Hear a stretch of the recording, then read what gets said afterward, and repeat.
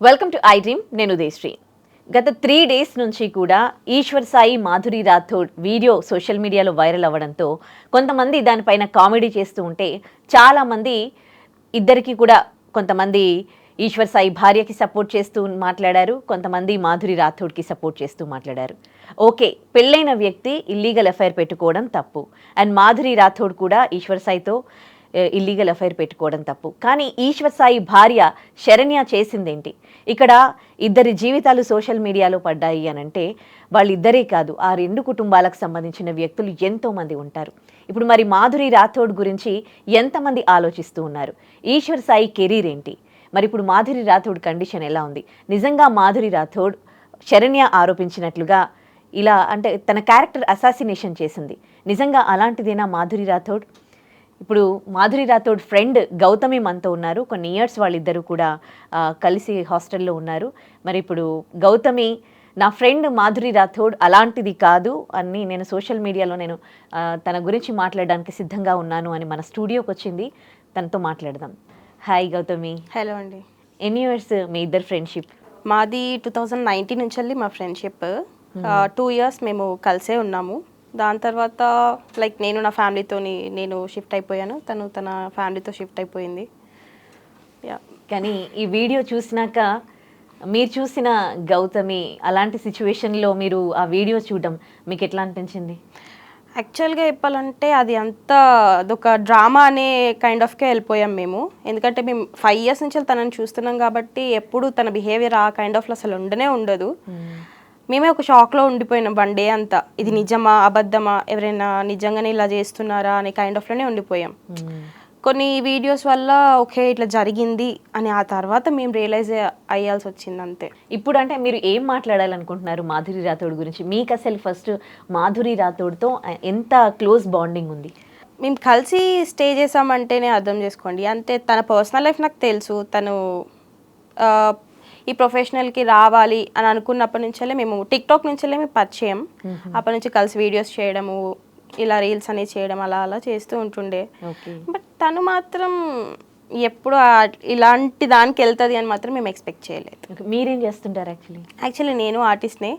So నేను కూడా స్టార్టింగ్లో అంతా రీల్స్ ఇవన్నీ చేసి సాంగ్స్ అలా కొన్ని చేస్తూ వెబ్ సిరీస్ల దాకా ఇట్లా చేస్తూ ఉన్నాను. కొన్ని రీజన్స్ వల్ల నేను బ్రేక్ చేయాల్సి వచ్చింది. దాని తర్వాత నేను ఒక బొటిక్ పెట్టుకొని నేను యాజ్ ఎ ఫ్యాషన్ డిజైనర్గా నేను చేస్తున్నా ఇప్పుడు ప్రెసెంట్ అయితే. ఓకే, ఆ తర్వాత టచ్లో ఉన్నారా మాధురితో మీరు? నేను 2.5 ఇయర్స్ తర్వాత నేను ఎక్కువ టచ్లో లేను, ముందున్నంత టచ్లో అయితే లేను. తన కెరియర్ వైజ్ తను ఉంది, నా కెరియర్ వైజ్ నేనున్నాను. అకేషనల్లీ మేము మెసేజెస్ మా కాన్వర్జేషన్స్ ఉంటుండే అంతే.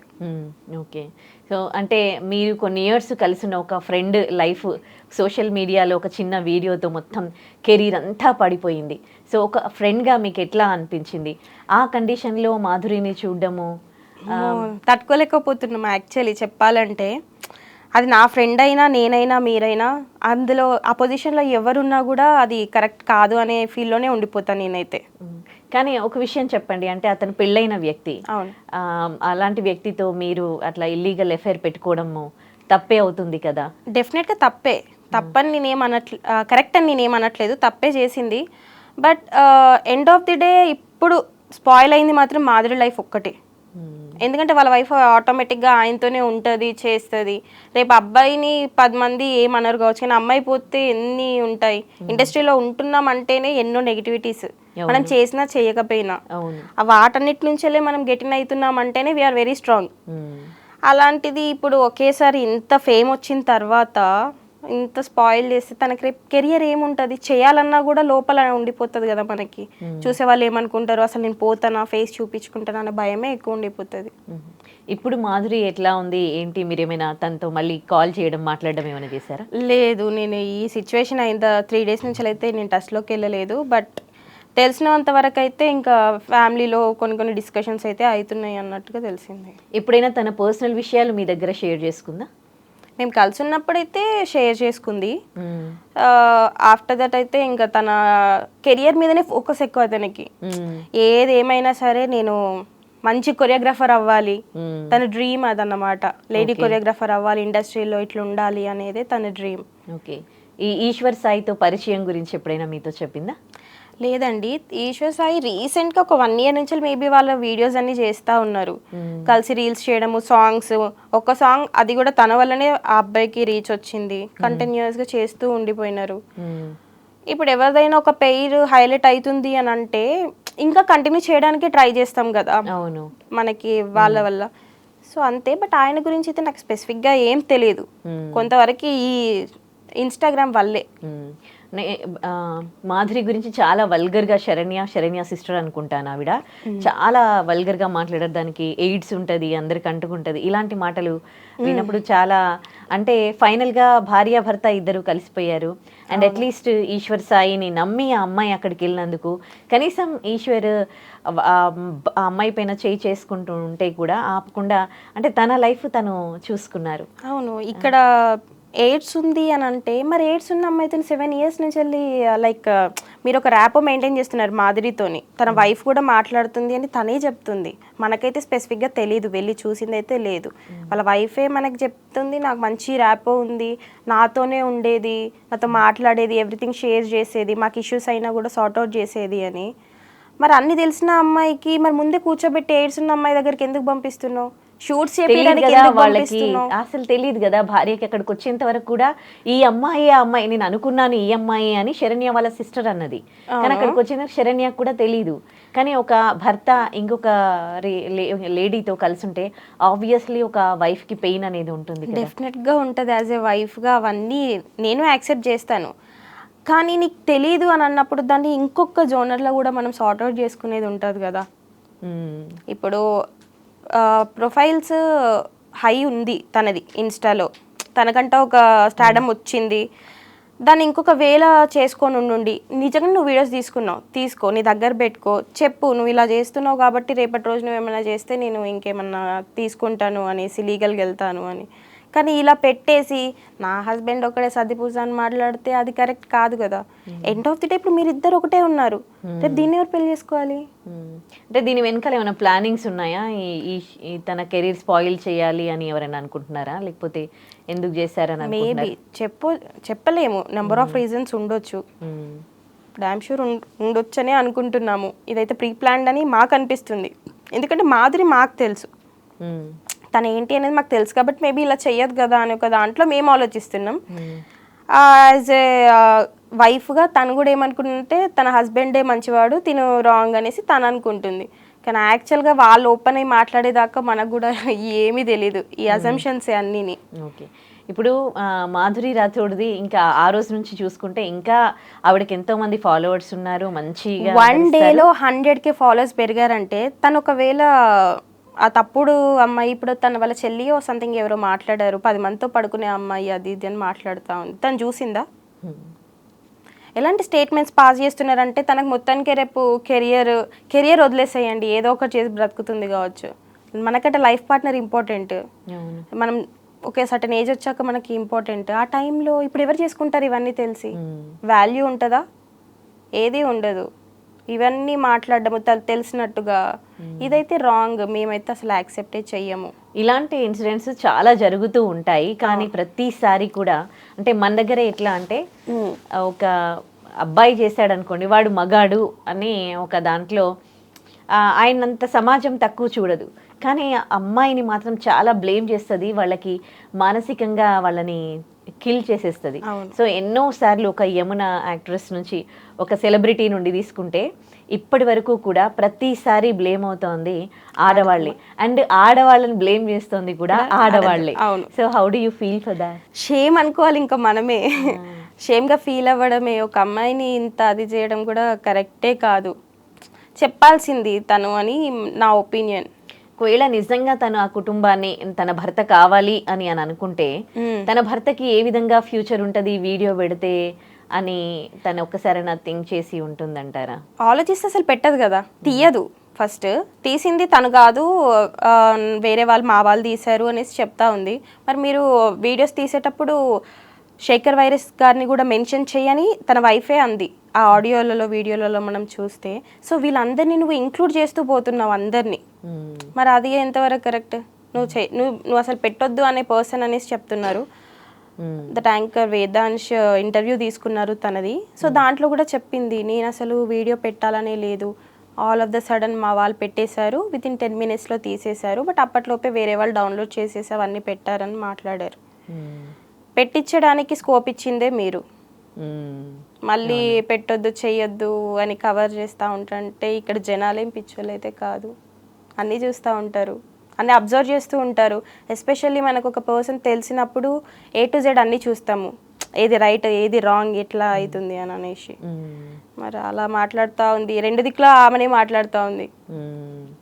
ఇంకొకటి అంటే భార్య కన్నా ఎక్కువగా వీడియో తీస్తున్న ఆవిడ ఫీల్ అయిపోతా ఉంది. సీరియస్లీ అవును. తన గురించి అసలు మాకేం తెలియదు, తన ఎవరో కూడా ఇప్పటికీ కూడా తనది వాళ్ళ సిస్టర్, శరణ్య వాళ్ళ సిస్టర్ అని అంటుంది తను. ఒక ఇంటర్వ్యూలో నాకు తెలీదు స్పెసిఫిక్గా, ఇంటర్వ్యూలో చూశాను నేను, మా సిస్టర్ అలా పెట్టింది, అది కూడా ఒక కోపంలో ఇలా చేస్తారు వీళ్ళు ఇంత తెగించి చేస్తూ ఉన్నారు అనే దానికి పెట్టినారు తప్ప అసలు పెట్టే వాళ్ళే కాదు. నేను జస్ట్ మా ఆయన్ని ఇంటికి తెచ్చుకుందాము అనే దానికి నేను వెళ్ళాను అనేసి మాట్లాడుతున్నారు తను. కాదు, ఈ వీడియో బయటపడ్డముతో వాళ్ళు ఇబ్బంది పడుతుంది ఒక ఎత్తు అయితే, దీని మీద సేమ్ అలాగే ఇంకా కామెడీ కూడా చేస్తూ ఉన్నారు. సో వీళ్ళు కామెడీ చేసేటప్పుడు అట్లీస్ట్ ఒక్కసారైనా ఆ ప్లేస్లో ఉండి ఆలోచించారా? ఆ ప్లేస్లో అఫ్కోర్స్ అలా అన్నా కూడా అంటే అలాంటి తప్పు మేము చెయ్యము అని అంటారేమో, కానీ ఏదో మనిషి అన్నాక అవుతూ ఉంటాయి.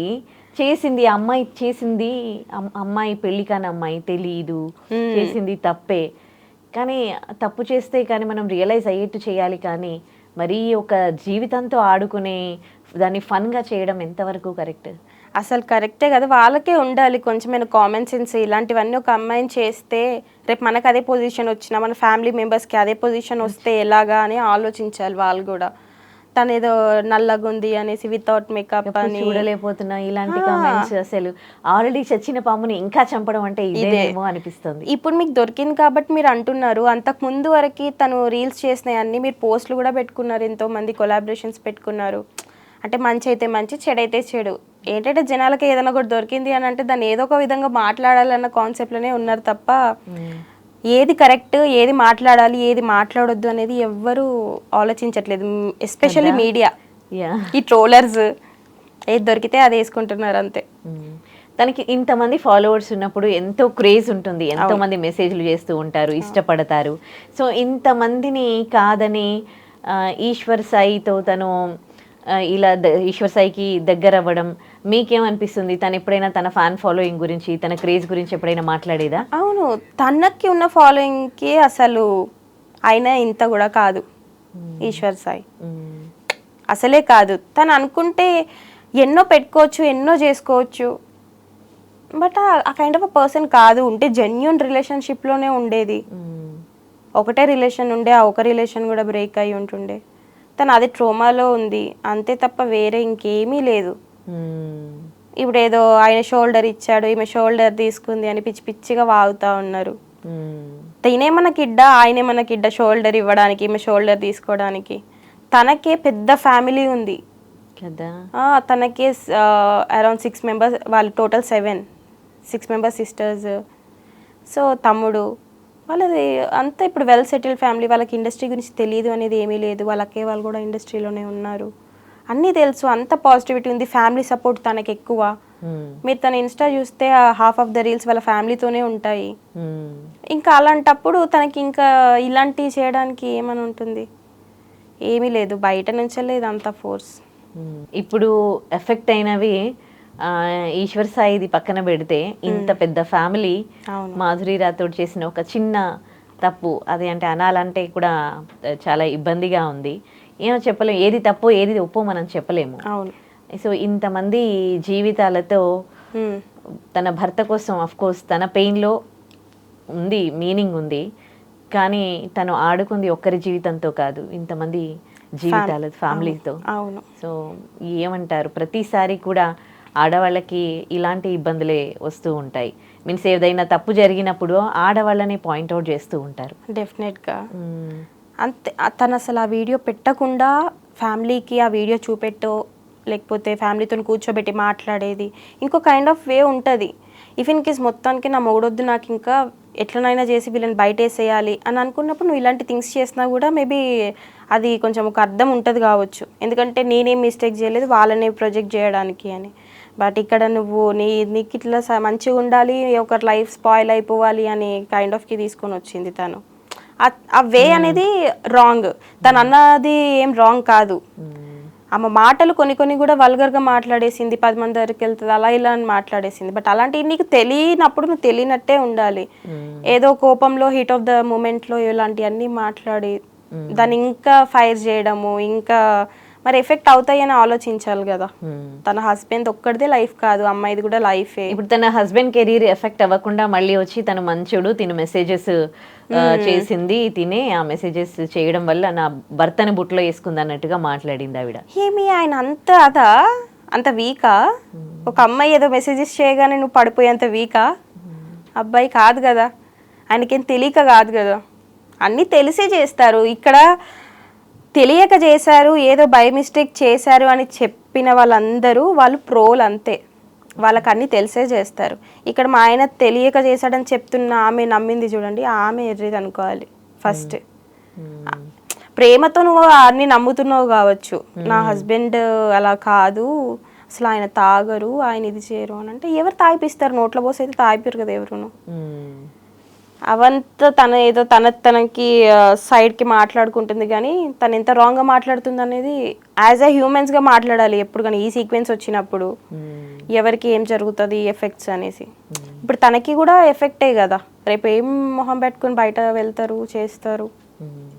ఇప్పుడు ఇలాంటివి జరిగినప్పుడు అబ్బాయి అయితే డేరింగ్గా బయటికి వెళ్తారు, అమ్మాయి అయితే తలెత్తుకొని తిరగలేదు. ఎందుకు ఇలాంటి పరిస్థితి ఉంది అని అంటారు? ఆడదానికి ఆడదే శత్రువు అన్నట్టు ఇంకా ఇది మనది ఇంతే, మన జీవితాలే ఇంత అనే కైండ్ ఆఫ్ అయిపోతుంది. అలాంటి తప్పులు చేశాడు అనుకో, వాడు ఓ రియల్ మగాడు, వాడు ఎంత మందితో అయినా తిరగచ్చు. ఆడదైతే ఒక పతి పవిత్రం అయిపోయింది. డెఫినెట్గా అలానే చూస్తారు.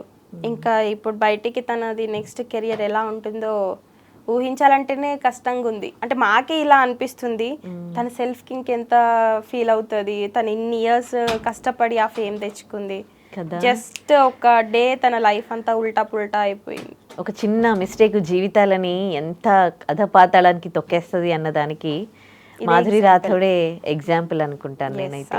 ఓకే, ఇట్లాంటి టైంలో ఒక ఫ్రెండ్గా మీరు ఎట్లాంటి మోరల్ సపోర్ట్ ఇవ్వదలుచుకున్నారు? డెఫినెట్గా ఇప్పుడు అసలు ఏం చెప్పాలో అనేది కూడా నాకేం అర్థం అవ్వట్లేదు. తను రియలైజ్ అయ్యేదాకా మనం ఎన్ని చెప్పినా ఏది అర్థం అవ్వదు. దాని నుంచి బయటికి రావాలన్నా కూడా చాలా టైం పడుతుంది.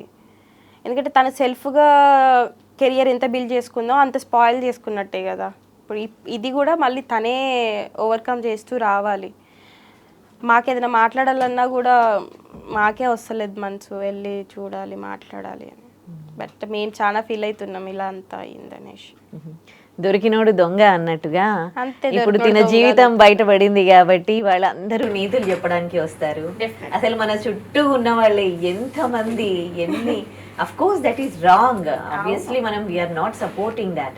బట్ ఏదేమైనా ఇవాళ మాధురి రాథోడ్ పాపం అంత కష్టపడి పైకి వెళ్ళింది. అందుకే మనం ఏమైనా చిన్న మిస్టేక్స్ చేసేటప్పుడు కూడా వీ హ్యావ్ టు థింక్ దానికి ఇలాంటి ఇది ఉంటుంది అనేది. కాన్సిక్వెన్సెస్ చూసుకోవాలి ఫస్టే. బట్ అనుకుంటా మాకు కావాలని ఎవరైనా చేస్తారా? ఎవరు చేయరు. మేబీ బై మిస్టేక్ ఎంతో ఉంటాయి, ఎన్నో జరుగుతాయి, కానీ ఇలా అవుతుంది అని మాత్రం ఎక్స్పెక్ట్ చెయ్యం కదా. ఎవరు అనుకోరు, కావాలని కూడా మనం అనుకోము. ఇట్స్ హ్యాపెన్స్ అంతే. సో ఫైనలీ ఏం చెప్పదలుచుకున్నారు మాధురి రాథోడ్ని వాళ్ళ ట్రోల్ చేస్తున్న వాళ్ళు, మాధురి రాథోడ్కి నీతులు చెబుతూ ఉన్న వాళ్ళు? వాళ్ళ లైఫ్ వాళ్ళు చూసుకుంటే చాలా బాగుంటుంది. వేరే వాళ్ళ గురించి వెళ్ళి పాజిటివ్గా మాట్లాడకపోయినా పర్లేదు, బట్ నెగిటివ్ ట్రోలింగ్ ఆపేస్తే హెల్ప్ఫుల్ ఉంటుంది అనేసి నేను అనుకుంటున్నాను, ఎస్పెషల్గా అంతే. ఈ వీడియోలో విశాల్ అని పేరు వినిపించింది, ఆ విశాల్ ఎవరండి మీకు తెలుసా? లేదండి, నాకు విషయాలని ఎవరు తెలియదు. అక్కడ ఎవరెవరు ఉన్నారు అది వీడియో మీరు చూసినప్పుడు మీకు తెలిసిన వాళ్ళు? ఇంకా ఈశ్వర్ సాయి, మాధురి కాకుండా వాళ్ళ అసిస్టెంట్ నాకు తెలీదు, బట్ ఆ అసిస్టెంట్ వాళ్ళిద్దరు కలిపి ఒకే పర్సన్ ఉంటారు అని అయితే తెలుసు. ఆయన వాళ్ళు అన్ని చూసుకుంటాడు అనేసి. అంటే ఈ మాధురికి అసిస్టెంట్ ఉన్నారా? అవునండి. Okay. ఈశ్వర్ సాయికి మాధురికి ఇద్దరు ఒకటే పర్సన్. ఒక్కరే పర్సన్. అక్కడ ఉన్న ఒక పర్సన్ ఉన్నారు వీడియోలో, అతనేనా విశాల్? మేబీ నాకు తెలియదండి మిగతా ఎవరు.